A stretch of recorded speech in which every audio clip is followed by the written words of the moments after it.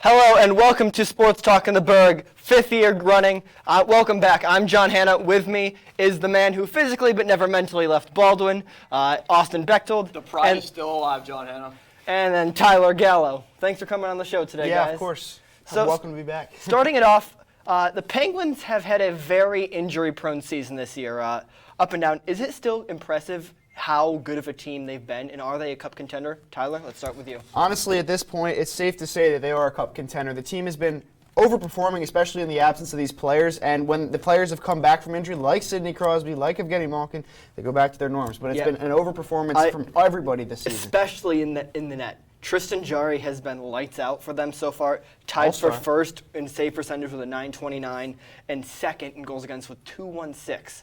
Those are great stats for someone who, he was decent last year, but he certainly wasn't this caliber of a player. Yeah. The team is definitely a playoff contender. How can they not be? Total of 67 points, only 4 behind Washington, second in the Metro. And you just look at all the guys that have missed games. Games missed this year. Malkin, 13. Crosby, 28.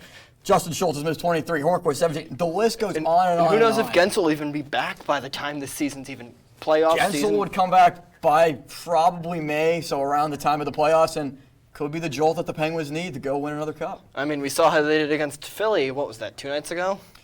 Yeah, not too great. Not a great night in the net. Not a great night for really anybody. Yeah, and then speaking of that Philly or the Penguins, Matt Murray, he was given some Bronx boos after a pretty rough start against the Bruins a couple nights ago. Was this deserved, and how does this make Penguins fans feel? Well, you know, honestly, it shows that their fans demand perfection from their goalies. And at this point, it's tough to see Murray struggle. And honestly, his stats aren't even that bad, but he's hovering around. They're not good. He's averaging a .900 save percentage, 43rd in the NHL. Yes, and that is the one discrepancy in his stats. He's hovering around his career norms for goals against for goals against average, but the save percentage is the one thing that's really jumping out for me. The fans really don't, or Malkin really didn't like it, excuse me. He said, quote, "I'm not understanding our fans. Muzz won 2 cups for us. You boo him. Why? If you're coming to the arena, support our team." He then finished it off with, "We hear that in Philly, not Pittsburgh." Philly, not a great example. No, if your fans are getting compared to Philly, you are doing something completely wrong. Especially with the allegations that their mascot punched a 13-year-old kid, but we won't go into that. No, I mean, it's, you know. Let's go back to Murray, though. Yeah, what do you mean exactly by the fact? I mean, it's Philly. I mean, there's likely something he did. They threw batteries at Santa. Coming from someone that grew up in the Philly area, their fans are terrible. I've had pizzas thrown at me. I've had popcorn thrown at me at the rink. I mean, obviously, you probably they're yelling at me. them. Look at you. Not great, not great. Oh, yeah, really funny. But honestly, being an opposing fan in Philly is not fun. And you said the news that just came out today that their mascot punched a 13-year-old kid. Come on, Gritty. Obviously, to be fair, of all mascots to do it, Gritty is the one. Of course, I don't like Gritty, but Yeah. honestly, I think that maybe you aren't hearing enough of this story. Maybe the kid was treating him like really badly or didn't really like. And the guy, apparently, the dad requested that he go on the bench with players in the game, which didn't really make any sense to me. All right, this is Sports Talk in the Burgh. To the both of you. Let's go back to Matt Murray. Is Murray going to revitalize the rest of the season? Is he going to turn that corner? I think he will. Regular season, Matt Murray's had injuries. He's been not great in the past. And we've seen, especially in the Cup years, if there's strong defense and strong goal-scoring abilities by the Penguins, if some of these guys can get back healthy, Matt Murray is a capable goaltender in the playoffs. We've all seen it. Yeah, especially with he's been great. He's guided them to 2 cups. I mean, technically one of them was Fleury, but he's really helped them throughout the postseason as well. When he's on, he's on. If he's not, then he's got that next save mentality. Yeah, well, going on into another disgruntled, well, this in case former Pittsburgh athlete, Antonio Brown. What a surprise that he's back in the news again. It seems like a same thing, different day, actually different news story every day from this man. Yes, John he's Hanna, been suspected in a recent battery probe, and his agent, Drew Rosenhaus, has dropped him. What a surprise. Is there a path back to the league for him? And oh no, I don't see it for Antonio Brown. This is Hey, more than anyone he could have predicted. He did have a workout for the Saints a couple weeks Oh, ago. and you know what he did? You know what he did with their workout? he turned it He into a brought media his circus. video cameras. He brought his whole media team. Let's make a video. Antonio Brown is the prototypical me type of guy. Yeah. All attention is on me. I want all the cameras, all the spotlight. And NFL teams, we've seen that. They don't want that type of player. Honestly, I we feel saw like it. this You can say how- workout was a publicity stunt. Yeah, it was. in And all you can honesty. say how good he is.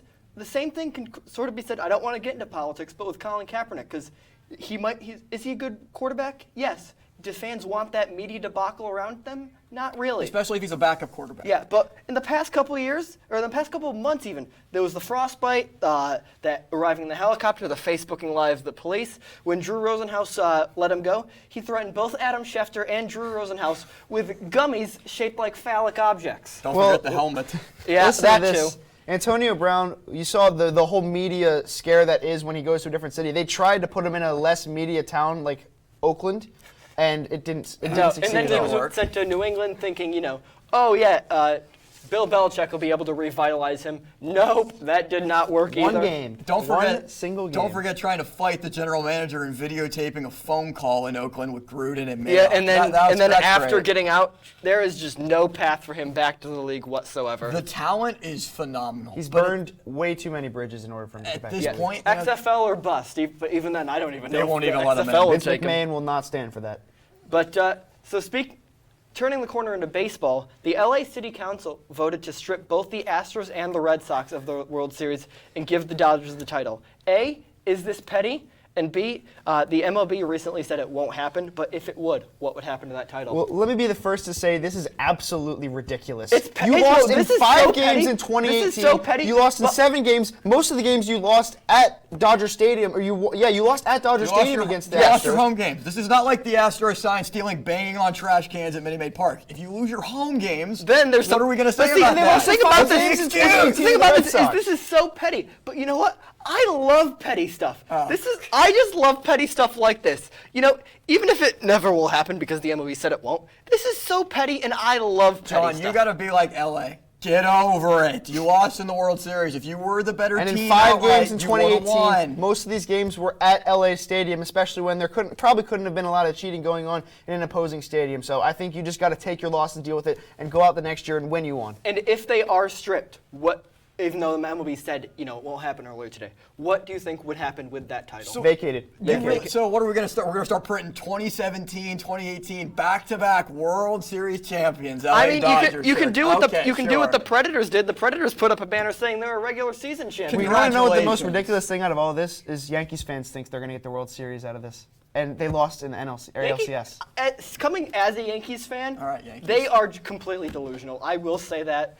They say 27 rings when they've won It's what? 26 rings in a 20 pocket watch. They've That's won it what? is. Like half How of them? many rings were in the 40s and 20s? Exactly. Like they've won what? When there's in like the 4 past teams in the league, 20 exactly. years? There How many wasn't an modern LCS. baseball World Series have they won?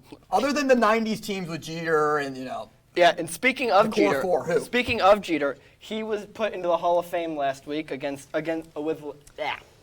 me rephrase that. He was elected into the Hall of Fame last week with Larry Walker.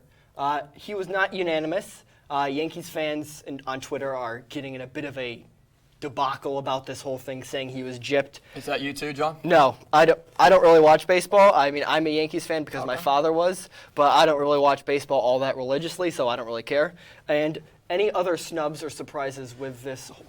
Well, let me tell you this right now. Derek Jeter, one of the most overrated players in history, in my opinion. 74.8% of his career hits were singles. And by the way, let's take a look at his defense. One of the worst fielders ever. The 2 telling stats for defense, defensive runs saved and ultimate zone rating, negative 155 defensive runs saved, which is dead last, negative 76.1 ultimate zone rating, dead last for all shortstops in that time period. And by the way, he just made a few If hash Jeter plays. wasn't unanimous, or if Cal Ripken wasn't unanimous, I know you said this before the show.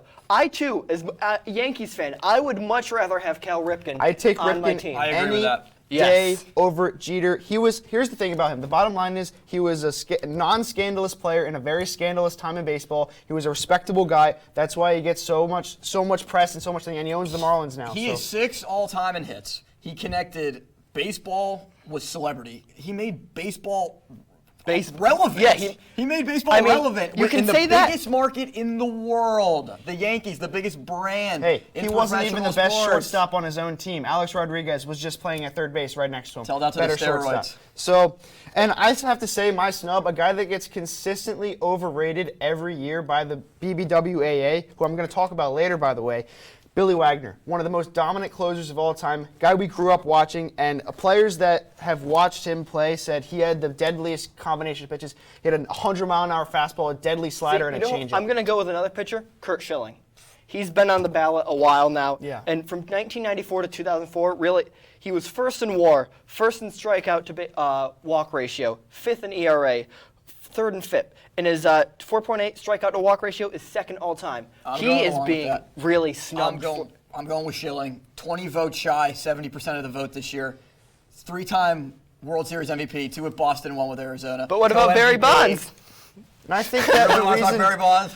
the reason Wagner gets overrated so much is because he had a very high ERA in the playoffs, wasn't able to lock it down during that time. But he has a career 27.7 WAR, 7 All-Star appearances, and 1,196 strikeouts, all in the most fickle of positions, closer. Another guy, Omar Vizquel, over 50% of the votes. He's going to eventually get in. Second best defensive shortstop all time behind Ozzie Smith. Over 2,700 hits. He's going to get in the Hall of Fame. I'd He's take another him guy over that's Derek tracking Jeter that at shortstop, regularly. I'll tell you that. Well, you'll take anyone Rings over. don't You're a lie, Mets fan, Gallo. Tyler. Rings don't lie. Listen, I had Jose Reyes as my shortstop, and he beat his wife. So When you're the catalyst hitting at the top of the order for your lineup, hitting over 300, driving in runs, and making phenomenal plays, diving into the bleachers, the flip, all the phenomenal Jeter moments. That's what make Derek Jeter. Jeter. Number 2. He didn't need to dive into the All bleachers. right, He had like but 6 feet of space. coming up after the break, Austin, Tyler, and I will be debating more RMU stuff more than Pittsburgh stuff, and we'll give our players of the week for Robert Morris and the city of Pittsburgh. Not the city of Pittsburgh, nationally. That's the word I'm looking for. Stay tuned after the break here on Sports Talk in the Burgh. I was physically at school, but my mind wasn't at school. I had problems at home. That's when I met Narnese. She started helping me a little bit, like, Nia, I don't know what you're doing, but your future is more important. She's my strength. It takes a village to help somebody get their diploma. It changes your whole life. Find free adult education classes near you at finishyourdiploma.org. See on page 4 that the projections need to be blood. Next Thursday? Seriously? Thursday? Can't do that. This is really inconvenient. I have yoga that day. I have no time for this. So, I can't do Thursday, but I can do Friday. Disasters don't plan ahead.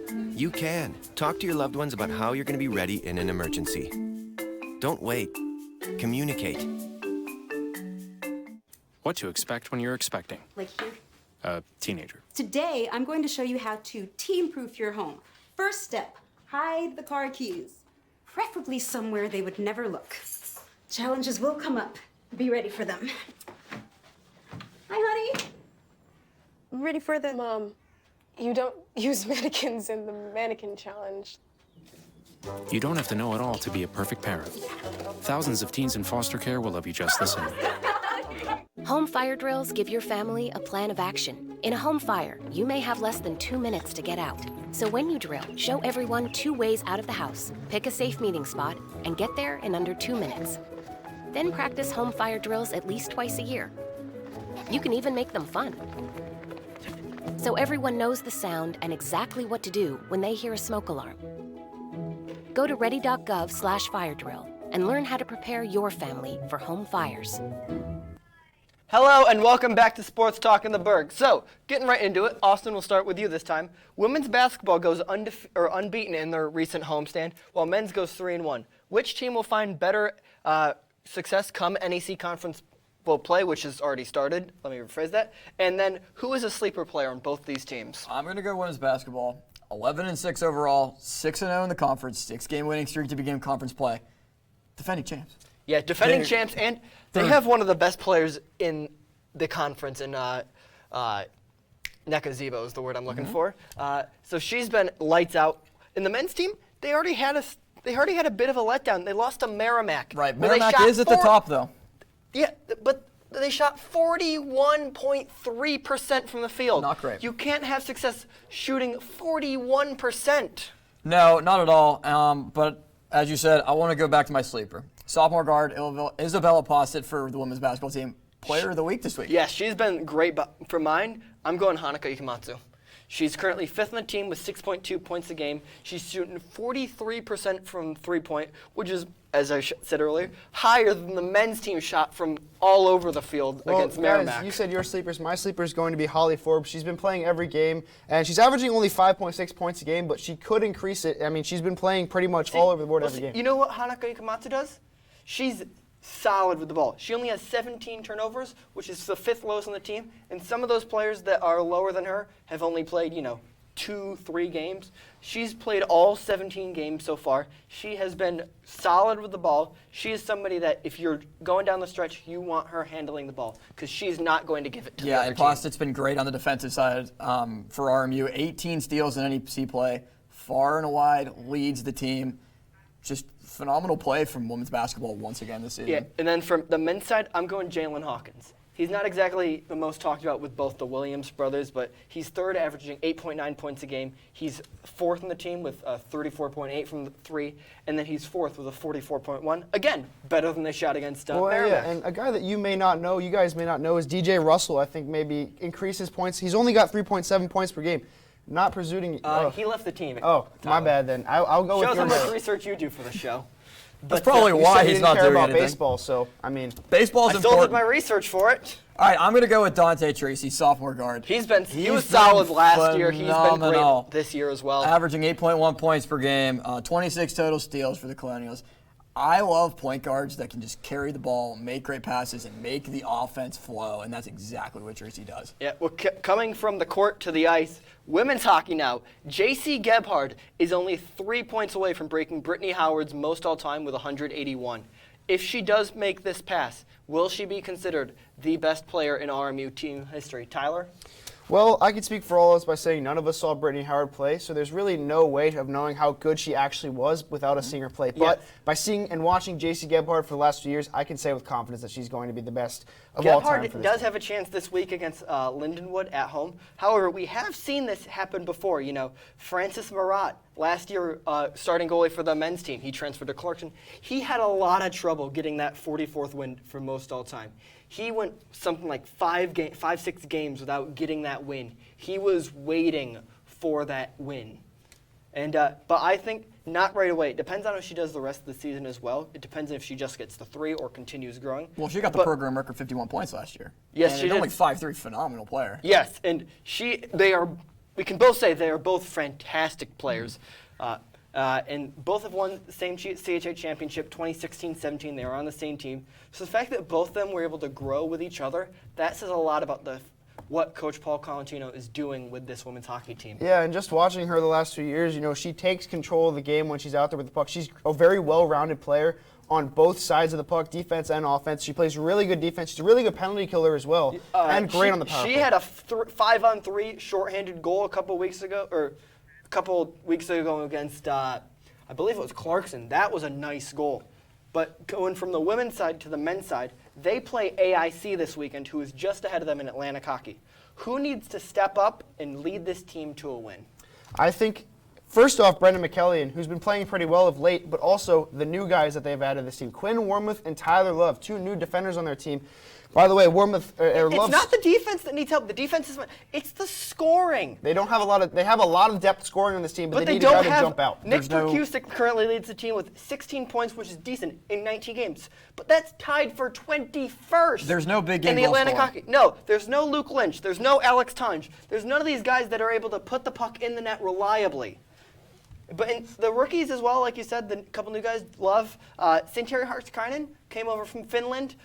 He only has 5 points on the year so far, 2 goals, 3 assists. Yeah, and he's actually been scratched the last few games for this team. If you've been there at the games, I saw him scratched. But other than that, Wormuth and Love started the game last time, so he's being relied upon. And Quinn Wormuth got an assist in the game against Mercyhurst at Mercyhurst. Yeah, so these are guys that are going to be relied upon in the future. It's not the goaltending. The goaltending is some of the solid it's been all year.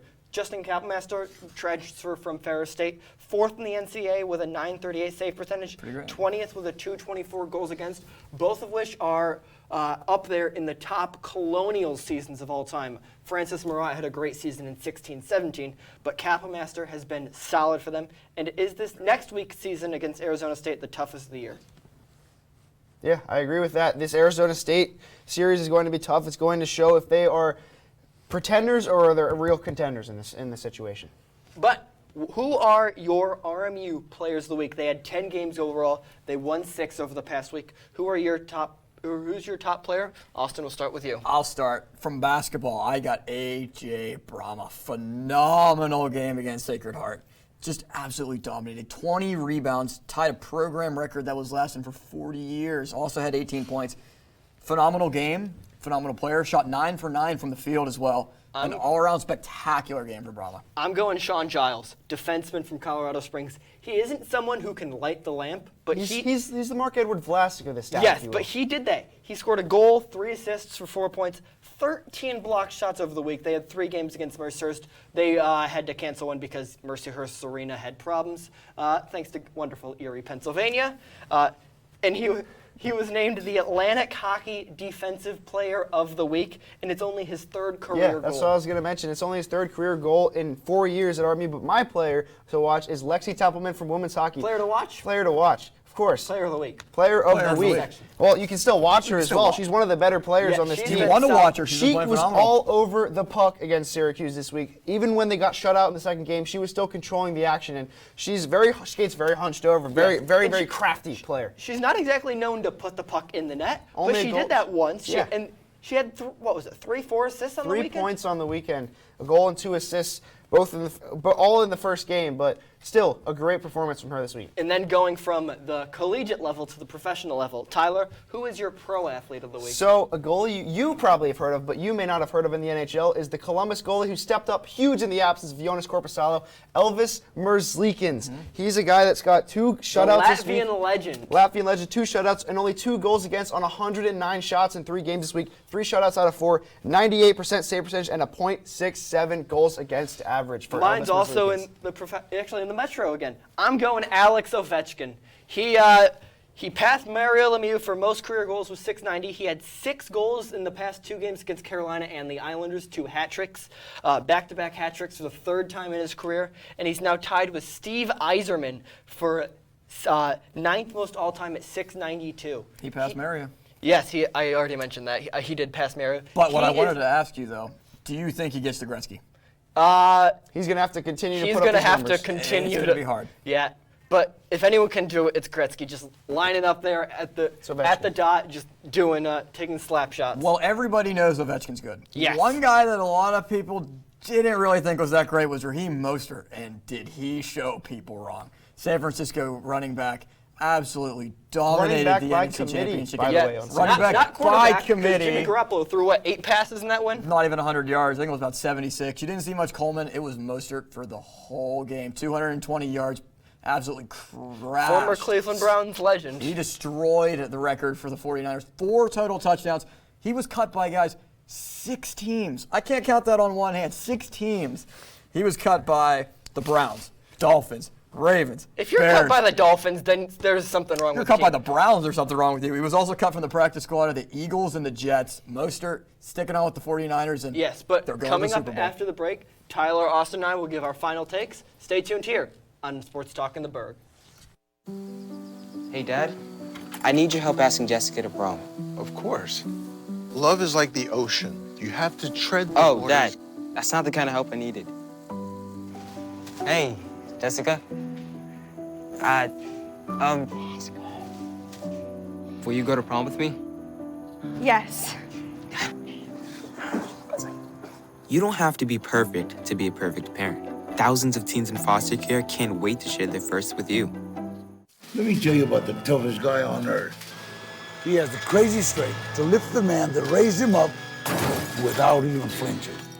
This guy, this warrior, will always be by his father's side, even if his dad will hardly remember.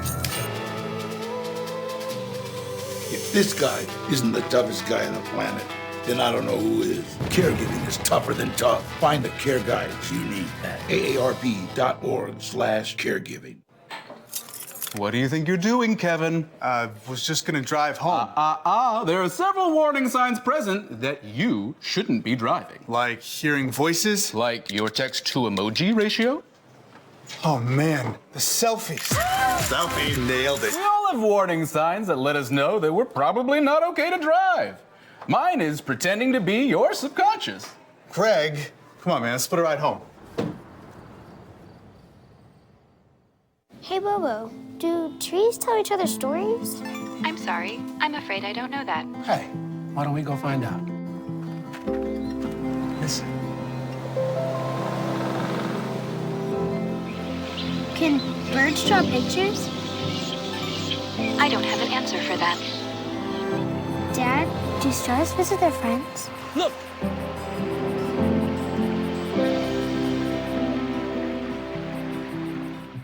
Welcome back to Sports Talk in the Burgh. Time for final takes. I'll start since I'm the host. I've seen a lot of hate on Twitter for one of the activities at the NHL All-Star Game that's happening this weekend in St. Louis.